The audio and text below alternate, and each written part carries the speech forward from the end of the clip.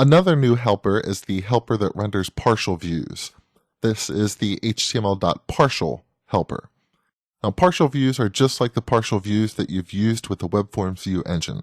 They typically contain reusable markup and code that you want to place into several different pages.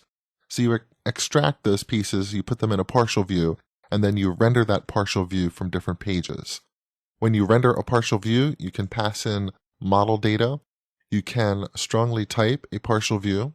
And one significant difference with this HTML.partial helper compared to HTML.renderPartial, which you might have used in the past, is that HTML.partial returns a string that is put into the output at that location, whereas HTML.renderPartial used to write directly into the response.output. What is nice about this new behavior is that HTML.partial now behaves like the other HTML helpers. It returns a string. It doesn't have to write directly into that response object. Let's replace the HTML markup that we have inside of this for each loop with a partial view. I'm going to right-click on the home folder and select Add View. By placing this partial view inside the home folder, it's only going to be available to views that are also inside of that home folder. If I create it in the shared folder, it would be available for views across the entire application. This is the same convention that is used by the Web Forms view engine. I'm going to call this _instructor.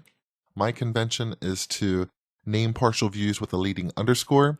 You don't have to follow that convention, but as you'll find out in just a bit, it makes it easier to figure out what is a regular view and what is a partial view.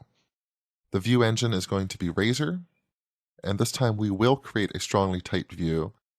My model is going to be of type instructor, and we'll go ahead and do some scaffolding. I will let Visual Studio scaffold up a details view of the instructor for me. This is going to be a partial view. So once I click Add, you can notice that we have a strongly typed partial view. There's the @model directive. The scaffolding has built up a field set for me. It basically looked at all of the properties that are available on that model object and emitted some UI pieces for each property that was available. It also included some action links at the bottom. One change we'll have to make here is to use HTML.raw to make sure that the description does not become HTML encoded.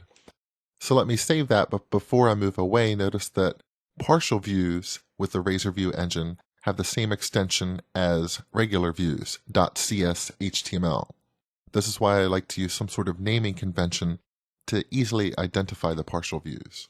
But it's also nice that we don't have partial views and regular views and like in Web Forms where you had to use two different file extensions. Everything is just a template, everything is just a view.